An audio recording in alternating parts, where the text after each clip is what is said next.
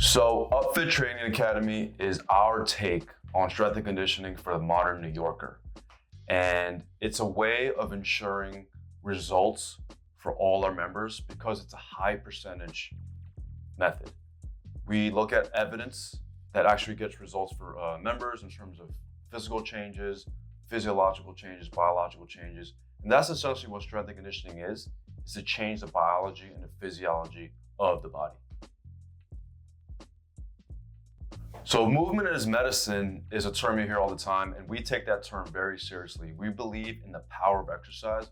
We believe in the way that exercise can change your body. And so we take that seriously, and we try to make sure that we really embody that approach with all the things we ask our members to do. If we ask them to do too much, sometimes coaches, trainers, overload their members too much, and it can lead to bad effects. You hear about people throwing up if the workout was too hard, but we don't want that, right? Same thing with medicine. If you take too much medicine, the side effects are you'll get nausea, a host of other side effects you might encounter. So we want to go after the main effect, and the main effect is creating positive change in the body and to limit the side effects that might come along for the ride. And that is, in a nutshell, why we take the movement is medicine term seriously. So strength and conditioning is pretty much a westernized approach to movement. It's very quantified. It's metric based. It's test and retest. A lot of the movement forms, right, it's a little bit more subjective, like yoga, dance, even some martial arts. There are no quantified measures in terms of how much exactly work you're doing and measuring your tangible progress over time. Strength and conditioning, we measure everything. That's why you hear sets, reps. An example could be we have a circuit of 8 exercises that we have our members do, and we just time them from start to finish, and we measure how long it takes to do it, and our job is to get that time down every time they come in. So this ensures high percentages, and we take our members' time very seriously, and we understand that it's a commitment for them to come in here 2 hours, 3 hours, 4 hours a week, and so we want to really maximize the time they're here with us, and our job is to provide high percentage interventions.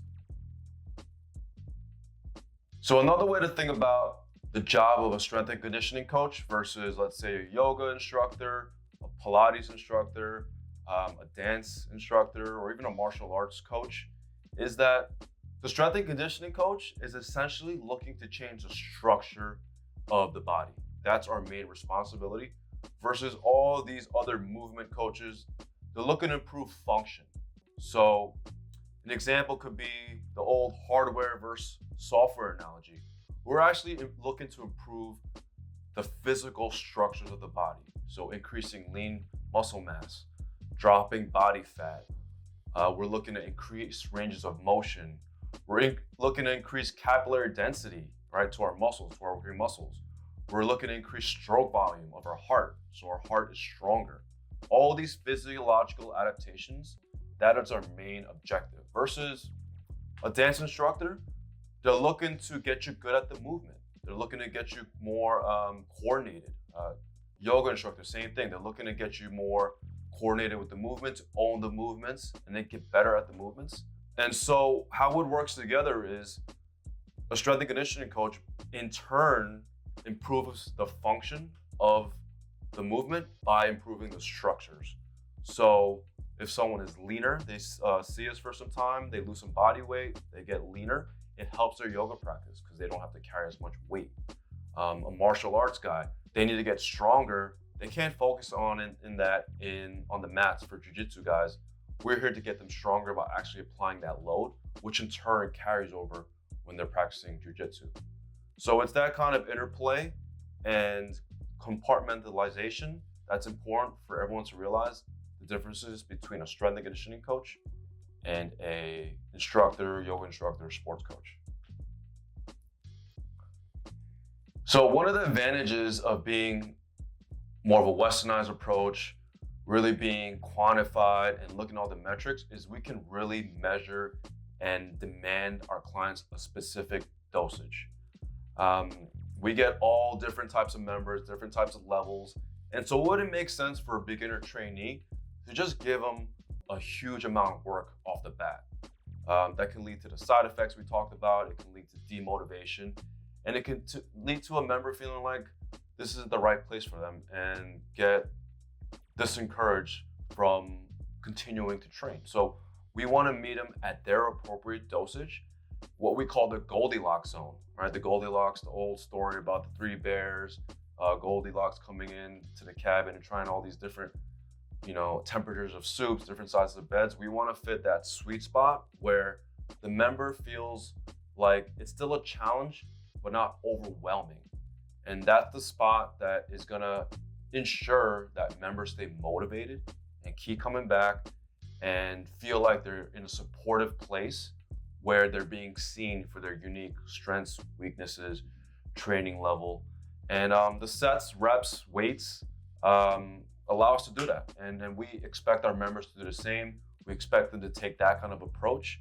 And we actually encourage our members to go ahead and make their own decisions on what weight they're gonna do today based on how their metrics look.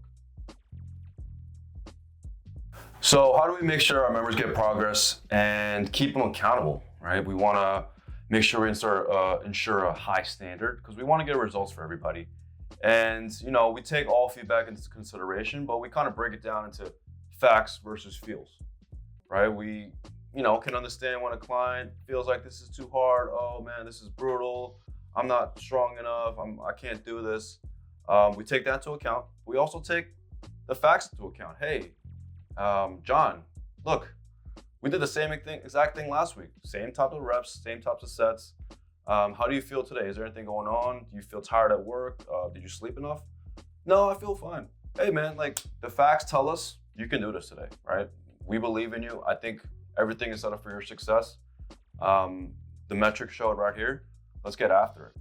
And sometimes having a more fact-first based approach, right, can kind of temper the muddy waters and clear up any confusion about what the next steps are versus basically taking a feels approach, right? We want to include some rationale, logic, and not saying we just throw out all the subjective, feelings out the window, but we go with facts first.